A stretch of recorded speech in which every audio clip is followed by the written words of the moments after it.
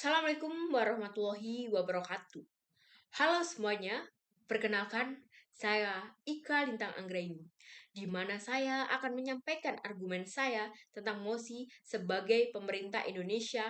Dewan ini akan memprioritaskan beasiswa yang berbasis prestasi, contohnya seperti beasiswa unggulan, LPDP, dan lain-lain yang menggunakan capaian prestasi sebagai syarat utamanya dibandingkan beasiswa tidak mampu seperti bidik misi, KIPK, dan lain-lain yang hanya khusus diberikan kepada masyarakat ekonomi menengah ke bawah. Dari mosi ini, saya sudah sangat jelas berpihak pada pemerintahan, harus memprioritaskan beasiswa berbasis prestasi. Menurut saya, ini bukan hanya soal siapa yang berhak menerima bantuan, melainkan strategi besar untuk mempercepat kemajuan bangsa Indonesia di era persaingan global. Pertama, beasiswa adalah bentuk investasi negara. Karena sumber daya pemerintahan terbatas, maka harus digunakan secara efektif. Memberikan prioritas pada penerima berprestasi berarti kita berinvestasi pada individu yang sudah terbukti memiliki dedikasi, disiplin, dan kemampuan tinggi. Sama seperti melatih atlet terbaik untuk Olimpiade, negara harus memberikan dukungan penuh agar mereka bisa mengharumkan nama bangsa. Dan menurut saya, beasiswa itu seharusnya diberikan hanya untuk orang yang layak dan yang unggul. Kalau seseorang berprestasi, maka ia sudah terbukti dirinya pantas, sementara mereka yang hanya sekedar membutuhkan belum tentu bisa bersaing atau memanfaatkan beasiswa itu sebaik mungkin.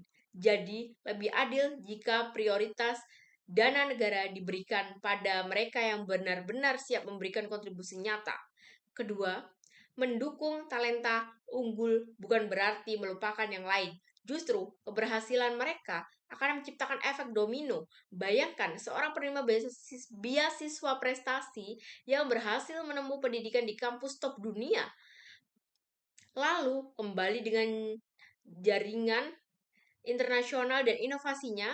Satu orang ini bisa menciptakan ribuan lapangan kerja baru, membangun startup, atau menghasilkan riset yang menyelamatkan jutaan orang.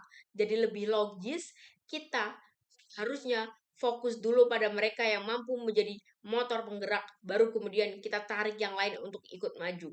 Yang ketiga ialah memprioritaskan talenta berbakat. Justru bisa menumbuhkan motivasi bagi seluruh lapisan rakyat.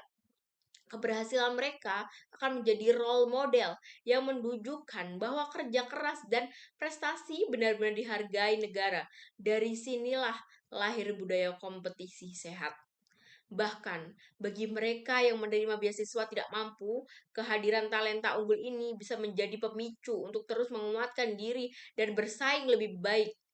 Jadi, prioritas prestasi bukanlah diskriminasi, melainkan dorongan agar lebih banyak talenta muncul dari berbagai latar belakang. Keempat, dalam pembangunan nasional, kita tuh butuh strategi bertahap. Kalau kita fokus dulu pada talenta unggul, mereka akan menciptakan inovasi, membuka lapangan pekerjaan, dan membangun sistem yang lebih kuat. Setelah fondasi keunggulan ini tercipta, barulah jaringan sosial seperti beasiswa tidak mampu diperkuat untuk memastikan semua orang bisa ikut serta. Analogi sederhananya ya, kita tidak bisa berbagi kue kalau kuenya sendiri belum jadi. Kita butuh chef terbaik yang membuat kuenya dulu, baru kemudian kita baru kemudian kita bisa membagikan kepada semua orang. Sebagai penutup, memprioritaskan beasiswa prestasi adalah langkah yang cerdas, efisien, dan berdampak luas.